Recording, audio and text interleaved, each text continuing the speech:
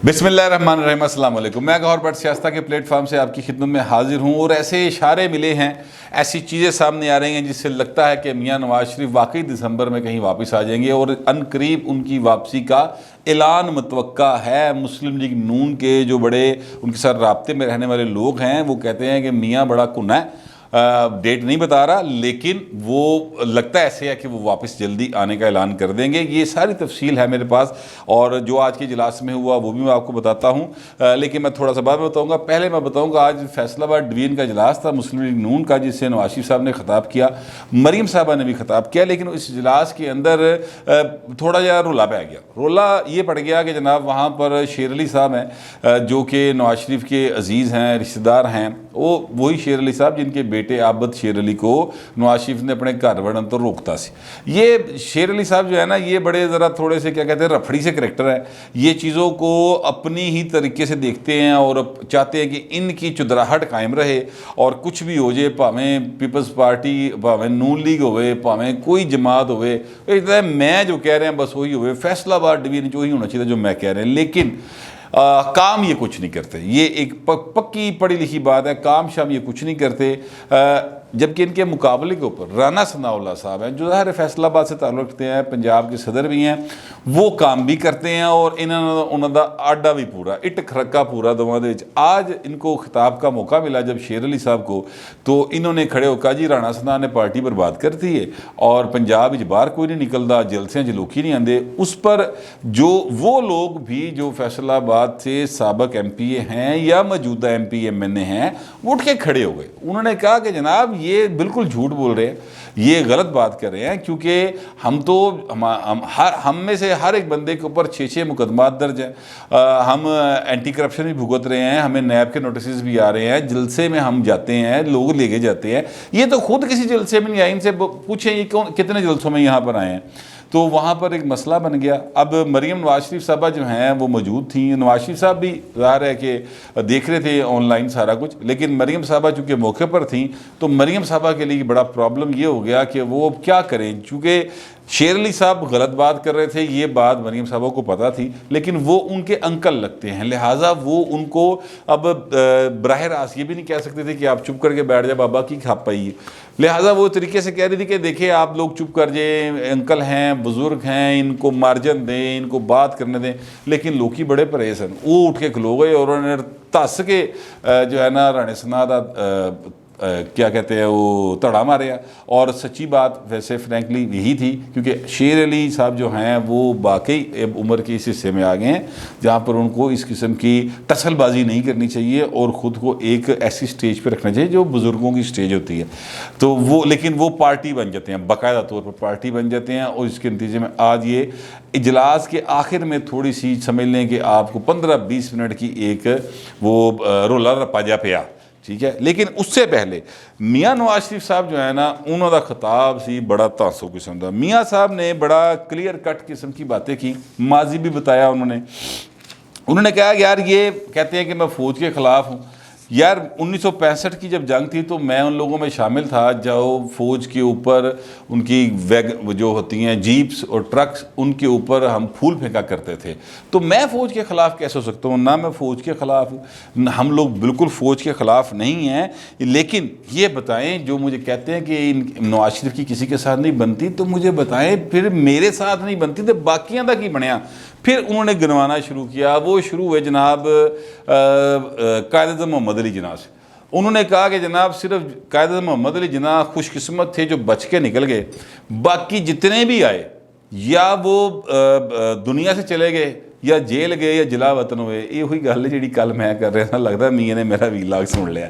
But anyways उन्होंने बताया कि जनाब लियाकत अली खान साहब के साथ क्या हुआ, मोहम्मद अली बोगरा के साथ क्या हुआ। उन्होंने बताया जनाब के हुसैन शहीद सोहरवर्दी के साथ क्या हुआ, आइए चुंदरीगढ़ के साथ क्या हुआ, जुल्फ़िकार अली भुट्टो का उन्होंने नाम लिया, फिर मोहम्मद हाँ जुनेजो, बेनज़ीर भुट्टो, फिर नवाज शरीफ, फिर ज़फ़रुल्लाह जमाली के साथ उन्होंने क्या हुआ, यूसुफ रज़ा गिलानी का भी नाम लिया उन्होंने। और फिर उन्होंने कहा कि अब देख लें मियाँ नवाज शरीफ के साथ क्या हो रहा है। रहा है। शाहिद हक्कान अब्बासी के साथ क्या हुआ, ये नाम मियाँ साहब है लेना भूल गए थे, ये मैं बता रहा हूँ। वज़ीर आज़म बने, बाहर निकले थे, फिर जेल गए, ठीक है, ये आपके सामने सारे मामला हुआ।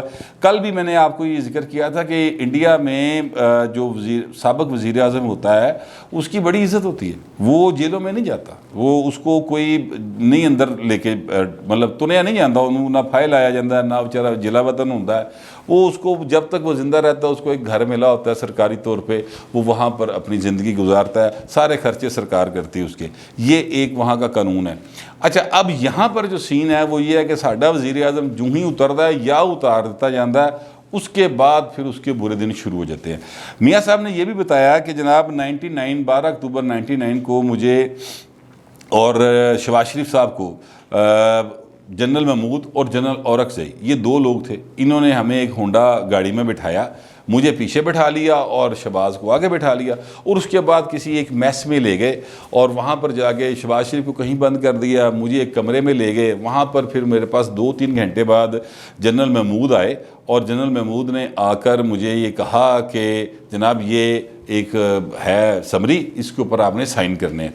तो मैंने उन्हें कहा जी क्या है, तो उन्होंने कहा जी आप पढ़ लें। जब उन्होंने पढ़ा वो कहते हैं, तो मैंने कहा जी मैं तो साइन नहीं करता। वो समरी थी कि जनाब मैं असम्बलियाँ तहलील कर रहा हूँ, एक समरी थी जो प्रेसिडेंट ऑफ पाकिस्तान के नाम थी कि जनाब मैं बतौर वज़ीर आज़म असम्बलियाँ तहलील कर रहा हूँ और ये आप जो है ना इसको डिज़ोल्व कर दें, क्योंकि आइन के तहत वज़ीर आज़म के पास ये इख्तियार होता है नए इलेक्शन अनाउंस करने का। तो उन्होंने कहा कि मैंने उन्हें कहा जी मैं तो नहीं करूँगा। तो उस पर जनरल महमूद ने, वो कहते हैं बड़े मुतकब्बर अंदाज में बड़ी रौनक से कहा कि आपको तो ये करना पड़ेगा, वरना फिर हम आप पछताएंगे, आपको सबक सिखा देंगे। जिस पर नवाज शरीफ ने कहा कि अच्छा चल फिर ठीक है। नवाज शरीफ साहब कहते हैं कि मैंने कहा कि ओवर माई डेड बॉडी, ठीक है जो होगा देखा जाएगा, अल्लाह माला के मैं नहीं साइन करने। लिहाजा वो कहते हैं फिर वो साइन नहीं किया। फिर मुझे 2-3 हफ्ते पता ही नहीं था कि मैं कहाँ पे हूँ, ना मेरे घर वालों को पता था कि मैं कहाँ पे हूँ। मुझे ये बात याद है इस तरह से कि मुनीर अहमद ख़ान एक सियासी कारकुन है, काफ़ी जमातों में वैसे रहे हैं, पीपल्स पार्टी में भी रहे हैं, भट्टू साहब के साथ भी हुआ करते थे, फिर वो मुस्लिम लीग नून में जाने की कोशिश की, फिर तहरीक इंसाफ में आजकल होते हैं। तो मुनीर अहमद ख़ान साहब ने मुझे तब ये कहा था कि यार ये बड़ी एक अजीब सी बात है भट्ट साहब कि पिछले 3 हफ्तों से पता ही नहीं है कि मुल्क का जो वज़ीर आज़म था वो कहाँ है, उसके बारे में किसी को इतला नहीं है। ये 12 अक्टूबर 99 की बात मैं कर रहा हूँ, तो मेरे जहन में ये बात अभी तक मौजूद है। 12 अक्टूबर 99 के हवाले से कुछ चीज़ों के मैं भी मेरे भी जहन में वो अभी तक मौजूद हैं सारी चीज़ें, जो रात हमने जिस तरह से गुजारी थी, तो वो वाक़यात मेरे जहन में हैं। तो मैं इंशाअल्लाह ताला 12 अक्टूबर के वीलाग में ही आपको वो सारी चीज़ें बताऊँगा जो मेरे जहन में थी, अभी तक मौजूद हैं, यादें हैं। मैं चाहता हूँ कि वो ऑन रिकॉर्ड आ जाएँ। अच्छा, अब वो नवाज शरीफ साहब कहते हैं कि फिर 3 हफ्ते तक मुझे नहीं पता था कि मैं कहाँ हूँ। 3 हफ्ते 4 हफ्ते बाद फिर मुझे उन्होंने निकाला और लेके गए कराची, वहाँ पर हाईजैकिंग का केस डाल दिया, उसमें 27 साल कैद हो गई। फिर कहते हैं जनाब इन सज़ाए मौत से बदलो, लेकिन अल्लाह को जो मंजूर होता है वही होता है। अल्लाह ने लिखा हुआ था कि मैंने ज़िंदा रहना है तो मैं ज़िंदा रहा। तो लेकिन वो उन्होंने ये कहा कि मैं बड़ा डर कर और खौफ से बात करता हूँ कि वो परवेज़ मुशर्रफ किथे है भाई, वो जो कहता था कि नवाज शरीफ तारीख बन चुका है और बेनज़ीर तारीख बन चुकी है, उनकी कोई वापसी का चांस नहीं है, उनको निकाल दिया गया है। अब देखें कि अल्लाह की करनी है कि वो जो तकब्बर और रौनक के साथ बात किया करता था, आज वो कहाँ है। और अल्लाह ताला ने मुझ पर एहसान किया कि मैं वापस भी आया, तीसरी बार वज़ीर आज़म भी बना। तो ये वो कहते हैं ये होता है जब इंसान अपने सच के साथ खड़ा रहता है, तो फिर अल्लाह ताला उसको इसका अजर भी देता है। और आज भी वो कहते हैं कि जिस तरीके से हमने बाकायदा तौर पर जदोजहद की है और आप लोग कर रहे हैं, तो रिज़ल्ट सामने है कि यार ये कंटोनमेंट के इलेक्शन हुए हैं तो उसमें भी हम नून लीग जीती है। तो ये इस तरह से वो अपनी पार्टी के लोगों का एक्चुअली मोराल बुलंद कर रहे हैं कि जनाब चीज़ें जो हैं वो हमारे बहुत ज़्यादा हक़ में हैं और बेहतरी की तरफ जा रही हैं। और वो साथ साथ अपना बयानिया जो है वो उसको बरकरार रखे हुए हैं। एंटी इस्टेब्लिशमेंट जो उनका एक तासुर बना हुआ है अवाम के अंदर, वो उसको अपने लोगों को वो बरकरार रखने में अभी तक तो मियाँ साहब कामयाब है। लेकिन मैं आपको बताऊं कि मुझे लगता ही है, अब ये मेरा खदशा है मेरा ख्याल है और मेरे पास इसके कुछ इशारे मौजूद हैं जो मैं आपके सामने रखता हूँ कि मियाँ दी लगदा गल गई है बन, और उसके बहुत सारी वजूहात हैं, वो भी बयान करता हूँ। मियाँ की गल इस तरह मुझे लगता है बन गई है कि पहले आपको याद होगा कि मियाँ नवाज शरीफ साहब जो हैं उनकी ख़ताब करें, उनकी पेशी हो, उनका कोई मतलब उत्थे जो भी हो रहा हो उनके ख़िलाफ़ खबर ज़रूर आती थी। मियाँ नवाज शरीफ का बयान किसी अखबार में शाया नहीं होता था, ना टिक कर चलता था किसी टीवी के ऊपर, अंडर डिस्कशन फॉर्मल मीडिया के ऊपर मियाँ नवाज शरीफ नहीं आते थे। अब जो तब्दीली पिछले 2-1 रोज़ में देखने में आई है वो ये है कि रोज़नामा जंग के फ्रंट पेज पर मियाँ नवाज शरीफ जो ये ख़िताब करते हैं, जो मैं आपसे इस वक्त आपको बता रहा हूँ, वो मियाँ नवाज शरीफ की ख़बर को वो फ्रंट के ऊपर शाया कर रहे हैं और डबल कॉलम वो शाया हो रही है। ठीक है, लोअर हाफ में जाती है लेकिन डबल कॉलम शाया होती है। ये जो बातें मैंने आपको बताई ये उसमें नहीं होंगी, कल भी जो मैंने बताया था वो आज वाले उसमें नहीं है सारी बातें, लेकिन बहरहाल जो बातें वो करते हैं ओवरऑल जो अच्छी अच्छी बातें हैं ना, वो चाहे बेशक नवाज शरीफ की आना शुरू हुई हैं, लेकिन वो आना शुरू हो गई हैं बयान के तौर पर, ख़ताब के तौर पर। पहले नवाज शरीफ डिस्कस ज़रूर होता था लेकिन सारा नवाज शरीफ मुखालफ बयानियाँ डिस्कस हो रहा था। अब नवाज शरीफ खुद बतौर एक लीडर के खबर उसकी शाया होना शुरू हो गई है। तो इसका मतलब क्या है? इसका मतलब ये है कि कोई कितने गल बन गई है, कितने हालात मियाँ दे हक जाने शुरू हो गए हैं।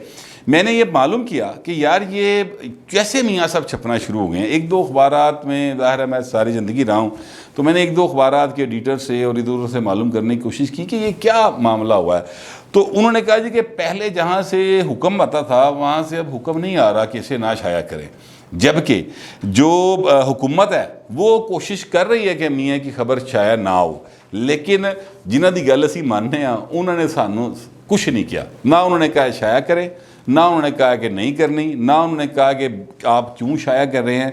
तो वो जो है ना असल में वो फ़िलहाल लगता है कि क्या कहते हैं मोतदल मजाज हो गए, यानी उन्होंने इस हवाले से अख मीट ली है और मियाँ नवाज शरीफ जो है अब वो शाया होना शुरू हो गई। ये एक बहुत बड़ा इशारा है। मैं आपसे अर्ज़ करूँ कि दुनिया के, पाकिस्तान के किसी भी अखबार में कोई चीज़ शाया होती रहे, लेकिन जंग अखबार एक ऐसा है जिसमें अगर आपने पॉलिटिकल चीज़ों को एनालाइज करना है तो जंग में जो चीज़ें शाया हो रही हैं और जिस तरीके से हो रही हैं उसको देखने का एक ख़ास अंदाज़ है।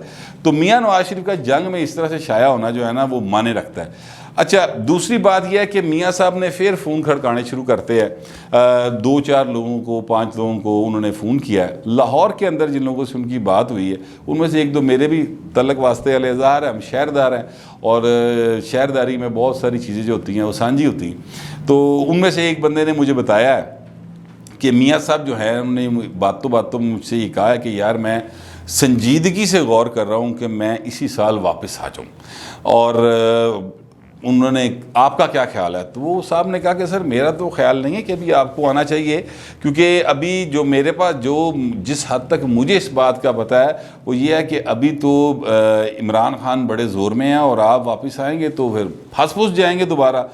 तो आगे से मियाँ साहब ने एक किस्म का यानी वो कहते हैं कि अब ज़ाहिर मैं फ़ोन पे उनसे बात कर रहा था तो उनके चेहरे पे मुस्कुराहट सी आई। व्हाट्सएप की गुफ्तगू है, डायरैक्ट फ़ोन नहीं करता मियाँ, मतलब लोकल कॉल नहीं करता, व्हाट्सएप करता है, क्योंकि व्हाट्सएप के बारे में यही ख्याल है सबका कि वो रिकॉर्ड नहीं होता तो इसलिए उस पर बात होती है। तो वो कहते हैं कि मियाँ साहब के चेहरे पे थोड़ी सी मुस्कुराहट सी आई, तो उन्होंने कहा कि नहीं, मेरा ख्याल है कि मुझे इस साल में आ जाना चाहिए, क्योंकि पाकिस्तान पे बहुत बुरा वक्त एक मुझे लग रहा है कि आएगा और हालात जो हैं वो इस तरह के हैं कि मुझे वापस आना चाहिए और पाकिस्तान को संभालने की तरफ जाना चाहिए।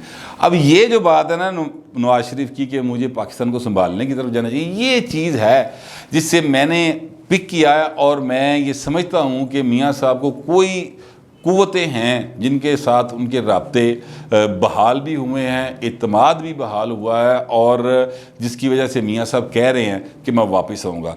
अच्छा, एक बात ये मेरे मुशाहदे में भी है, तजर्बे भी है, और मैं आपके नोटिस में भी लाना चाहता हूँ कि पाकिस्तान एक ऐसा मुल्क है जिसमें हुकूमत करने के लिए आपको सिर्फ आवाम से वोटों की ज़रूरत नहीं होती, बल्कि आवाम तो वोटों की तो लोड़ होती कोई नहीं। ठीक है, वो जो ज़रूरत होती है वो ये होती है कि जनाब आपके रीजनल जो पार्टनर्स हैं उनके साथ कैसे ताल्लुकात हैं, आपकी इंटरनेशनल कुव्वतों के साथ ताल्लुकात कैसे हैं, और पाकिस्तान के जो ज़ाहिर है कि आपकी इस्टेब्लिशमेंट है उनके साथ आपकी रिलेशनिंग कैसी है। मियाँ साहब की जो रिलेशनिंग ख़राब हुई वो सिर्फ लोकल मैनेजर्स के साथ हुई, यानी इस्टेब्लिशमेंट के साथ हुई। इंटरनेशनल अमेरिका के नाल बिगड़ी सी एक वजह से वो यमन में उन्होंने फौजे भेजने से इनकार किया था, वहाँ से बिगड़नी शुरू हुई थी, तो फिर गल बिगड़ गई थोड़े दिनों, तो फिर ऐसी बिगड़ी कि सीधी नहीं हुई। लेकिन अब लगता है कि हालात मियाँ साहब की फेवर में जा रहे हैं और कुछ ऐसी चीज़ें मियाँ साहब को दिखाई दे रही हैं कि मैं अगर वापस जाऊंगा तो फिर चीज़ें जो हैं वो मेरी तरफ सारी मुड़ जाएंगी, या किसी जगह पे कमिटमेंट दी गई होगी। क्योंकि बेनज़ीर भुट्टो साहबा भी जब पाकिस्तान वापस आई थी तो उससे पहले वो इंटरनेशनल गारंटीज़ लेकर वापस आई थी। अगरचे परवेज़ मुशर्रफ ने उन गारंटीज़ को ऑनर नहीं किया और उनकी सिक्योरिटी नहीं की, और पीपल्स पार्टी कहती कि परवेज़ मुशर्रफ जो है वो बेनज़ीर का कातिल है, लेकिन वो बहरहाल वापस आने में कामयाब हुई। उन्हीं के नतीजे में नवाज शरीफ साहब भी वापस आए और फिर परवेज़ मुशर्रफ का इक़्तिदार जो है वो घर चला गया। वो भाई साहब हुण दुबई च बैठे ने, कोई नहीं पूछता उनके तेरे को पैसे कितों आए, अपार्टमेंट कितों लिते, खर्चे कितों हो रहे। तनख्वाहदार आदमी था ना, पेंशन मिलती होगी तो पेंशन में तो इतना, मेरा ख्याल इतनी पेंशन तो नहीं होगी, मतलब करोड़ रुपया तो महीने की पेंशन नहीं होने लगी ना हूँ। तो बहरहाल वो कोई नहीं पूछ रहा उनसे। तो ये हालात हैं जिसमें मेरा ये अंदाज़ा है कि मियाँ नवाज शरीफ वापस आने के लिए पर तोल रहे हैं, और किसी भी वक्त मुस्लिम लीग नून के तो एक अहम तरीन रहनुमा ने मुझसे ही कहा कि यार वो किसी भी दिन हो सकता है अगले 1-2 हफ्ते के अंदर, 1 हफ्ते के अंदर वो अनाउंस कर दें कि तैयारी करो मैं फ़लाँ तारीख में वापस आ रहे हैं। लेकिन अभी ये बात मैं एतमाद में इस पूरे एतमाद के साथ इसलिए नहीं कह सकता कि मुझे ये काउंटर चेक नहीं हुई। ये एक इशारे जो है ना सियासत में बड़े अहम होते हैं, वो जो मैंने महसूस की और जो ख़बर थी वो मैंने आप तक पहुँचा दी है। आप मेहरबानी आपसे दरख्वास्त मैं ये करना चाहता हूँ आखिर के अंदर कि चैनल को सब्सक्राइब भी कर लें और कमेंट कीजिएगा, लेकिन ज़रा डिसेंसी के साथ। फिलहाल इतना ही, मिलते हैं अगले वीडियो।